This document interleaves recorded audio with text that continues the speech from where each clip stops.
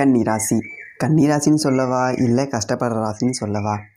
எவ்வளவுங்க தாங்க ஏமாத்த தொடர்ந்து தாங்கிக்கிட்டு வர்றது. எங்களுக்கு அதிபதி என்னவோ புதன் பகவான் தான். ஆனால் புத்தி செயல்பாடு அப்படிங்கிறது எங்களுக்கு தெளிவாக இருக்குது. ஆனால் நாங்கள் எங்கே ஏமாறுறோம் அப்படிங்கிறது சுத்தமாக தெரியலை. அன்பால் எல்லார்கிட்டையுமே அடிமைப்பட்டு கிடக்கும். பொய்யான ஒரு அன்புக்கு தான் இன்னும் அதிகமான ஏமாற்றம் அப்படிங்கிறது நிற்கிருப்பீங்க. கன்னிராசி அப்படின்னாலே புத்தி கூர்மை அப்படிங்கிறது தான் எனக்கு தெரியுதா. அப்போ என்னை ஏமாத்துறாங்க அப்படி சொல்லிட்டு தெரியுது. இருந்தாலும் அந்த ஒரு பாசத்தை வச்ச அன்பை அதை எடுக்க முடியும். இதுதான் இன்றைக்கி கன்னிராசியினுடைய ஒரு நிலைமை அப்படிங்கிறது. சரிங்களா? எவ்வளவு உழைத்தாலும் சரிங்க, அது கரெக்டாக திட்டமிட்டு நீங்கள் செயல்பட்டாலும் சரி, எங்கேயாவது ஒரு இடத்துல உங்களுக்கு இந்த சர்க்கிள் அப்படிங்கிறது வந்துடும். குடும்பத்துக்காக எங்களுடைய நல்லது கெட்டதை கூட நாங்கள் மறைச்சிக்கிறோம். எங்களுடைய தேவைகள் அப்படிங்கிறத விட்டுடுறோம். ஆனால் அந்த குடும்பத்தில் இருக்கவங்களுக்கு என்ன தெரியுங்களா நினைப்பு? நான் என்னவோ எனக்காக மட்டுமே சுயநலமாக வாழ்கிற மாதிரி யோசிக்கிறாங்க. ஆக்சுவலாக கன்னிராசியை சேர்ந்த ஆண்களுக்கும் சரி பெண்களுக்கும் சரி, சின்னவங்களோ பெரியவங்களோ எல்லாருமே இந்த ஒரு நிலையில் தான் இருப்பீங்க. உங்களை புரிஞ்சுக்கிறதுக்கு அப்படின்னு சொல்லிட்டு ஒருத்தவங்க வீட்டில் இருக்காங்க அப்படின்னா அது கொஞ்சம் டவுட்டு தாங்க. இன்னொரு முக்கியமான விஷயம், தனிப்பட்ட முறையில் ஜாதகம் பார்க்க இந்த வாரத்துக்கான அப்பாயின்மெண்ட் ஃபிக்ஸ் பண்ண சொல்லி நிறைய பேர் கேட்டிருந்தீங்க. நாம் கண்டினியூவாக இப்போலாம் வீடியோவில் கொடுத்துட்டு தாங்க இருக்கோம். இப்போது ரூபாய் 199க்கு தெளிவாகவும் விளக்கமாகவும் நம்ம ஜாதகம் பார்த்து தரோங்க. அதுவும் இந்த ஒரு மாதம் மட்டுங்க. அது மட்டும் இல்லாமல் தாழ்மையான வேண்டுகோள், இந்த நம்பருக்கு ஃபோன் கால் எதுவும் பண்ண வேணாங்க. ஜஸ்ட்டு உங்கள் வாட்ஸ்அப்பில் இருந்து மெசேஜ் அனுப்புனாலே போதும். உங்களுக்கு தேவையான அனைத்து டீட்டெயிலுமே நம்ம டீமில் இருக்கிறவங்க கொடுத்துருவாங்க. அப்பாயின்மெண்ட் டேட் மற்றும் டைம் ஃபிக்ஸ் பண்ணதற்கு பிறகு அந்த நேரத்தில் நான் உங்களுக்கு ஃபோன் கால் பண்ணி ஜாதகம் பார்த்து பலன்கள் சொல்லிவிடுவேங்க. உங்களுக்கு வாய்ஸ் நோட் வேணும் அப்படின்னாலும் அதையும் நாங்கள் அனுப்பிச்சிடுவோம். ஜஸ்ட் நீங்கள் வாட்ஸ்அப்பில் மெசேஜ் மட்டும் பண்ணாலே போதுங்க. உங்களுக்கு டீட்டெயில் அப்படிங்கிறது சொல்லிவிடுவாங்க. அப்புறம் நிறைய பேர் கேட்குறாங்க எவ்வளோ நேரம் ஆகும்னு. ஃபஸ்ட்டு நாம் ஜனன காலகட்டத்தை பார்த்து பலன்கள் அப்படிங்கிறத சொல்லிவிடுவோம். இதை விட முக்கியமான விஷயம், இங்கே டைம் ஒரு விஷயமே இல்லைங்க. உங்களுடைய கேள்விகள் பதில்கள், உங்களுடைய கேள்விகளாக இருக்குங்கள்ல, சந்தேகங்கள் கேள்விகள், இது எல்லாத்தையும் சொல்கிறதுக்கே நம்ம நிறைய டைம் எடுத்துக்கும். 30 நிமிஷத்துக்கு மேலே கூட பரவாயில்ல, 1 ஹவர் ஆனால் பரவாயில்ல, உங்களுக்கு தெளிவாக புரிகிற வரைக்கும் நாங்கள் ஜாதகத்தை கிளியராக சொல்லிவிடுவோங்க. இதை தாண்டி நம்ம எப்படி ஜாதகம் பார்க்குறோம் அப்படின்னா, முதல்ல ஜனன காலகட்டத்தின் அடிப்படையில் பொதுவான பலன்கள் அப்படிங்கிறத சொல்லிவிடுவோம். அதற்கப்புறமா இப்போ இருக்கக்கூடிய கிரகங்கள் அடிப்படையில் இப்போதைக்கு உள்ள சூழ்நிலைகளும், தசாபுக்திகளின் அடிப்படையில் எதிர்காலத்தை வச்சு நம்ம கணித்து சொல்லிடலாங்க.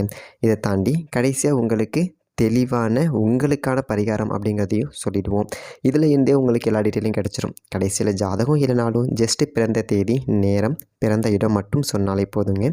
நாங்கள் உங்களுக்கு ஜாதகம் பார்த்து பலன்கள்ங்கிறது சொல்லிவிடுவோங்க. நீங்கள் ஜஸ்ட்டு வாட்ஸ்அப்பில் ஒரு மெசேஜ் மட்டும் பண்ணாலே போதுங்க. உங்களுக்கான எல்லா டீட்டெயிலும் சொல்லிவிடுவாங்க. சரி, ஓகே, வாங்க இன்றைக்கான வீடியோக்குள்ளே நாம் போகலாம். என்னன்னா பெற்றவங்களே உங்களுக்கு எல்லாமே இருக்குது அப்படிங்கிற மாதிரி நினைப்பாங்க. உங்களுக்கு அந்த உணர்ச்சி அப்படிங்கிறது இல்லை கூட அப்படி சொல்லிட்டு ஒரு சில நேரங்களில் நினைப்பாங்க.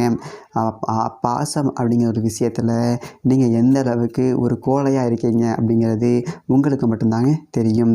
ஸோ நீங்கள் வச்ச பாசத்தை கூட அவங்களுக்கு கொஞ்சம் கூட கெப்பாசிட்டி புரிஞ்சுக்கிறதுக்கு ஒரு கெப்பாசிட்டி கிடையாது. தேவைக்காக உங்கள் பாசத்தை பயன்படுத்திக்கிறாங்க. நம்ம சொல்லக்கூடிய விஷயங்கள் உண்மை அப்படி சொல்லிட்டு நினச்சா கமெண்ட் செக்ஷனில் பதிவு பண்ணுங்கள். இப்படிப்பட்ட இந்த கன்னிராசிக்காரர்களுக்கு வரக்கூடிய இந்த 2025 ராகு கேது பயிற்சி எப்படிப்பட்ட பலன்களை கொடுக்க போகுது அப்படிங்கிறத பற்றி தான் இந்த ஒரு வீடியோ நாம் பார்க்க போகிறோம். தமிழ்நாட்டில் ராகு கேதுக்கள் அப்படிங்கிறதுல பல ஜோதிடர்களுக்கே சரியான ஒரு விளக்கம் அப்படிங்கிறது இல்லை. ராகு யார், கேது யார், இவங்க கொடுக்கக்கூடிய பலன் அப்படிங்கிறது எப்படி இருக்கும் அப்படின்னு சொல்லிட்டு பல ஜோதிடர்களுக்கே கொஞ்சம் தெரியறது கிடையாது. அதாவது ராகு கேதுக்கள், நிழல் கிரகங்கள், சர்ப்ப கிரகங்கள், சாயா கிரகங்கள், இதோட எல்லாரும் முடிச்சிடுறாங்க. நீங்கள் கேரளாவெல்லாம் போய் பார்த்தீங்க அப்படின்னா நவகிரகங்களில் ராகு கேதுக்களுடைய ஒரு நிலை அப்படிங்கிறதே ராசி மாற்றத்தை வச்சு மட்டுமே ஜோதிடமே சொல்லி முடிச்சிருவாங்க, ஜாதகமே பார்த்து முடிச்சிருவாங்க. அந்த அளவுக்கு இந்த சர்ப்ப கிரகங்களுடைய அமைப்பு மாற்றம் அப்படிங்கிறது ரொம்ப முக்கியங்க. இதில் ராகு அப்படிங்கிறவர் ஒரு விஷப்பாம்பு, கேது அப்படிங்கிறவர் ஒரு விஷமற்ற பாம்பு. அதாவது ராகு வந்துட்டு அதீத தைரியம் அப்படிங்கிறத கொடுப்பாரு. நமக்கு நிறைய கர்ம வினைகள், முன்னோர்களுடைய கர்ம வினை அப்படிங்கிறத கொடுப்பாரு. கேது அப்படிங்கிறவர் பற்றற்ற ஒரு தன்மையை கொடுத்துருவார். ஒவ்வொரு கிரகங்களுக்குமே ஒரு நாள் இருக்கும் பார்த்தீங்களா? இப்போ ஞாயிறுக்கு சூரியன், திங்களுக்கு சந்திரன், செவ்வாய்க்கு செவ்வாய், புதனுக்கு புதன், வியாழனுக்கு குரு, வெள்ளிக்கு சுக்கிரன், சனிக்கு சனி அப்படின்னு அந்த மாதிரி ராகு கேதுக்களுக்கு கிழமை இருக்கா ஜோசியர் அப்படின்னு கேட்டிங்க அப்படின்னா இல்லைன்னு பலர் சொல்லுவாங்க. ஆனால் இருக்குது. ஒவ்வொரு நாள்லையும் இந்த ராகு காலம் அப்படின்னு சொல்லிட்டு 1.5 மணி நேரத்தை ராகு எடுத்துப்பார். யமகண்டம் அப்படின்னு சொல்லிட்டு ஒரு 1.5 மணி நேரத்தை கேது பகவான் எடுத்துப்பார். குளிகை அப்படின்னு சொல்லிட்டு ஒரு 1.5 மணி நேரத்தை சனி பகவானோட புத்திரன் மாந்தி எடுத்துப்பார். அந்த ஒரு வகையில் இந்த கிரகங்களுக்கும் ஒவ்வொரு நாள்லையும் பங்கு அப்படிங்கிறது இருக்குது. அப்போது இந்த கிரகங்களுக்கு சுய வீடு இல்லை அப்படின்னா இது யாரோட வீட்டில் இருக்கோ அதற்குண்டான ஒரு பலாபலன்கள் அப்படிங்கிறத கூடுதலாகவே கொடுப்பாங்க. இந்த 2025 ராகுகேதுக்கள் உங்களுடைய ராசிக்கு எப்படிப்பட்ட ஒரு மாற்றங்கள் அப்படிங்கிறத கொடுக்க போகுது அப்படிங்கிறத ரொம்ப துல்லியமாக கணித்து சிறப்பான ஒரு தொகுப்பாக உங்களுக்கு தரோம். ஸோ கடைசி வரைக்கும் பாருங்கள். நல்லதொரு மாற்றம் அப்படிங்கிறது இந்த சர்ப்ப கிரகங்களால் உங்களுக்கு உருவாகட்டும். கன்னிராசி நேயர்களே, உங்களுக்கு இந்த ராகுகேது பயிற்சி அப்படிங்கிறது 2025 அதாவது மார்ச் 29 சனி பயிற்சி அப்படிங்கிறது நடக்குது. உங்களுடைய ராசிக்கு சனி பகவான் கண்டக சனியாக வராருங்க 6 to 7. அதே மாதிரி மார்ச் 14 குரு பயிற்சி அப்படிங்கிறது நடக்க போகுது. குரு பகவான் உங்களுடைய ராசிக்கு 9வது வீட்டுலேருந்து இருந்து 10வது வீட்டுக்கு வரப்போகிறாரு. இது ரெண்டுமே நல்ல அமைப்பா அப்படின்னு பார்த்தோம் அப்படின்னா சுமாரான ஒரு அமைப்பு தாங்க. ஏன்னா பின்னாடி நம்ம விரிவாக பார்க்கலாம். இப்போது ராகு கேதுக்களுடைய ஒரு பேச்சாவது நல்லது கிடைக்குமா ஜோசியரே அப்படின்னு கேட்டிங்க அப்படின்னா ராகு அப்படிங்கிறவர் உங்களுடைய ராசிக்கு 6வது வீட்டுக்கு போகிறாரு. ஜென்மத்தில் இருந்த கேது பகவான் அப்படிங்கிறவர் 12ஆம் வீட்டுக்கு போகிறாரு. அதாவது கால சர்ப்பத்தோட பிடிப்பில் தான் நீங்கள் இருந்தீங்க. ஜென்மத்தில் கேது, களத்திரத்தில் ராகு அப்படின்னு படாத கஷ்டம் அப்படிங்கிறத பட்டிருப்பீங்க. இப்போது 6ஆம் இடத்துக்கு ராகு, 12ஆம் இடத்துக்கு கேது அப்படின்னா இது கால பத்ம சர்ப்ப யோகம் அப்படி சொல்லிட்டு சொல்லுவாங்க. கால பத்ம சர்ப்ப யோகம் அப்படிங்கிறது இந்த 6க்கும் 12க்கும் ராகு கேதுக்கள் இருக்கும் பொழுது மற்ற எல்லா கிரகங்களுமே இந்த சர்ப்ப கிரகங்களோட ஒரு அச்சில் தான் இருக்கும். அப்படி ஒரு அமைப்பு அப்படிங்கிறது அப்போது இது உங்களுக்கு கிடச்சிருக்கு. அதாவது 6ஆம் இடத்துல ராகு இருக்காரு அப்படின்னு பார்த்தீங்க அப்படின்னா உங்களுக்கு பாம்பு வத்துன ஒரு பயம் அப்படிங்கிறது வரும். எங்கே பார்த்தாலும் பாம்பு நெளிகிற மாதிரியே இருக்கும். ராத்திரி அரை தூக்கத்தில் எழுந்திரிச்சு ஒரு பாத்ரூமில் ஏதாவது ஓட்டை இருக்கா அப்படின்னு பார்த்தா அதை போய்ட்டு குச்சை வச்சு அடைக்க தோணும். அந்த மாதிரி மிருகங்களை பார்த்தா பயம் இருக்கும். ரோட்டில் ஒரு மாடு போச்சு அப்படின்னா ஐயோ முட்டிப்பிடுமோ அப்படிங்கிற மாதிரி இருக்கும். எந்தெந்த ஒரு கால்நடைகளை பார்த்தாலும் வீட்டு விலங்குகளாக இருக்கட்டும், காட்டு விலங்குகளாக இருக்கட்டும், அதை பற்றின ஒரு அச்சம் அப்படிங்கிறது இந்த ஒரு காலகட்டத்தில் உங்களுக்கு இருக்கும். இது பெரியதொரு தோஷமா அப்படி சொல்லிட்டு பார்த்தோம் அப்படின்னா பெரிய அளவில் தோஷம் அப்படிங்கிறதெல்லாம் எதுவுமே கிடையாது. சரி, விஷயத்துக்கு வந்துடலாம் சரிங்களா? இப்போது ஜென்மக்கேது களத்திர ராகு விலகுனதே உங்களுக்கு ஒரு பெரிய நன்மை அப்படிங்கிறது தான். ஏன்னா களத்திரத்தில் ராகு இருக்கும் பொழுது கணவன் மனைவியை கூட பிரித்து விட்டுருந்துருப்பார். எப்பா என்னடா இது நல்லதொரு குடும்பம் நடந்துட்டு இருந்தது, திடீர்னு சண்டை சச்சரவு அப்படிங்கிறது ஆகி போச்சு. பொண்டாட்டி கோச்சிட்டு ஊருக்கு போயிட்டாங்க. பார்க்குறவங்க எல்லாம் கேட்குறான் என்னடா இது இப்படி தான் வாழ அமைக்க மாட்டேங்கிற என்னப்போ அப்படி இப்படின்னு சொல்லிட்டு சொந்த பந்தத்துக்குள்ளேயே ஒரு மட்டுமறியாத இல்லை அப்படிங்கிற நிலைமையெல்லாம் வந்துருக்கும். அப்படி இல்லை அப்படின்னா கல்யாணம் தட்டிக்கிட்டே போயிருந்திருக்கும். எத்தனையோ இடத்துல பொண்ணு பார்த்தேன் நானும். பொண்ணு பார்த்த செலவே 1 லட்சத்துக்கு மேலே இருக்குது. பொண்ணுக்கு பிடிச்சா மாப்பிள்ளைக்கு பிடிக்கல, மாப்பிள்ளைக்கு பிடிச்சா பொண்ணுக்கு பிடிக்கல. 2 பேருக்கும் பிடிச்சா சாதகம் செட் ஆகலை, ஜாதகமும் செட் ஆகி வந்துச்சு அப்படின்னா சொந்த பந்தத்தில் எவனாவது ஒன்று சொல்லி கெடுத்து விட்டுறான் அப்படிங்கிற மாதிரியே ஒரு நிலமை தான் இவ்வளோ நாளாக அவங்களுக்கு ஓடிக்கிட்டு இருந்துச்சு. அதே மாதிரி திருமண மாணவர்களுக்குள்ள ஒரு ஒற்றுமை இல்லை. 1/2 மணி நேரம் வீட்டுக்கு போனால் ஒரு 1/4 மணி நேரம் சண்டை தான். திரும்ப 1/4 மணி நேரம் போயிட்டு வெளியில் வர வேண்டியதாக இருக்குது. ஏதோ ஒரு ரூபத்தில் சண்டை அப்படிங்கிறது இருக்குது. சமாதானம் பண்ணதுக்காக ஒரு புடவை வாங்கிட்டு போனோம்னாலும் இதை போய் இதுக்கு 500 போட்டு வாங்கிட்டு வந்திருக்கீங்க, இது 200 விற்கிது, உனக்கெல்லாம் எங்கேயாச்சும் கொஞ்சமாவது அறிவு இருக்கா அப்படிம்பாங்க. அட பொங்கையா, காசு கொடுத்து ஊசி கொடுத்தானா நமக்கு அந்த மாதிரியாக தான் ஒரு நிலைமை அப்படிங்கிறது இருந்திருக்கும். இனிமேல் கணவன் மனைவி ஒற்றுமை அப்படிங்கிறது பலப்படும். அதாவது பிரிந்த கணவன் மனைவி ஒன்று சேர்றாங்க.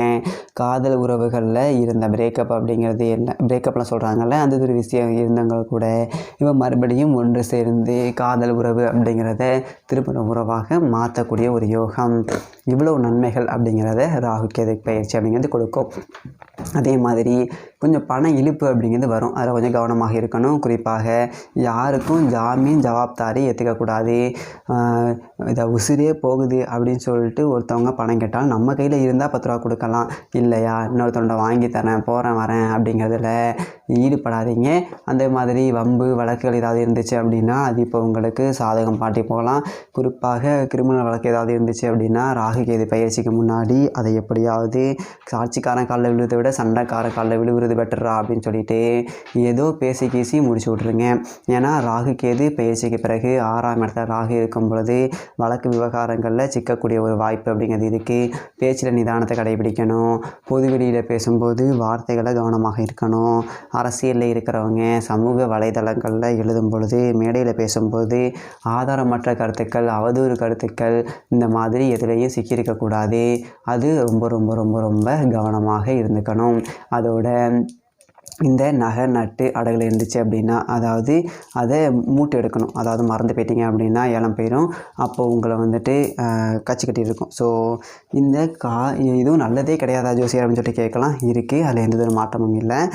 ஏன் அப்படின்னா 6ஆம் இடத்துக்கு ராகு வந்தார் அப்படின்னா சாதாரணமாக வரல, குரு பார்த்து புனிதப்படுத்திடுறாரு. அப்போ குரு பார்த்து புனிதப்படுத்திடுறார் அப்படிங்கிறதுனால ருண ரோக சத்துருஸ்தானம் அப்படிங்கிற ஒரு இடம் புனிதம் அடைஞ்சு போகுது. அப்போது எதிரிகளை வெல்லக்கூடிய ஒரு அமைப்பு அப்படிங்கிறது உங்களுக்கு இருக்குது. நான் சொன்னேங்கல்ல, கோர்ட்டு வரும் கேஸ் வரும் அப்படின்னு சொல்லிட்டு எது வந்தாலும் ஜெயிக்க போகிறது நீங்களாக தான் இருப்பீங்க. வாடா ஒரு கை பார்த்துடலாம் அப்படிங்கிற அளவுக்கு தான் இருக்கும். அதனால் பயப்பட வேண்டியது அப்படிங்கிறது இல்லை. நகை நட்டு அப்படிங்கிறது இந்த மாதிரி அடகு வச்சுருந்தோம் முத்தம் கரெக்டாக வச்சுக்கோங்க அப்படிங்கிறதுல அதில் கொஞ்சம் கவனமாக இருந்துக்கோங்க. நோய் நொடி அப்படிங்கிறது இல்லாத ஒரு வாழ்க்கை அப்படிங்கிறது உங்களுக்கு இருக்கும். இது ரொம்ப நல்லது. ஏன்னா 7ஆம் இடத்துல ராகு இருந்தப்போ கணவன் மனைவிக்கு நடுவில் மாற்றி மாற்றி வியாதியை கொடுத்துருப்பாரு.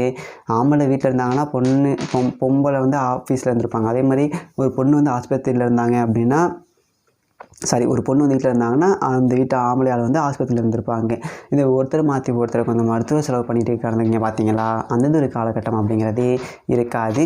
நோய் நொடி இல்லாத ஒரு நிம்மதியான ஒரு வாழ்க்கை அப்படிங்கிறது உங்களுக்கு கிடைக்கும்.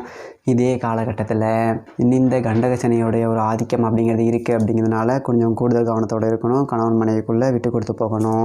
சகோதரர்கள் வகையில் கொஞ்சம் விட்டு கொடுத்து போகணும். குரு 10ஆம் இடத்துக்கு வராரு. 10ல் குரு பதவியில் மாற்றம், நல்லதொரு மாற்றமாக கெட்ட மாற்றமாக அப்படி சொல்லிட்டு பார்த்தீங்க அப்படின்னா இது ஒரு சுமாரான ஒரு மாற்றம் தான். இருக்கிற வேலையை விட்டுறாதீங்க, இழுத்து பிடிச்சி வச்சுக்கோங்க. வேலையில் கஷ்ட நஷ்டம் வரும், அதிக பணிச்சுமை அப்படிங்கிறத நம்ம தலையில் திணிப்பாங்க.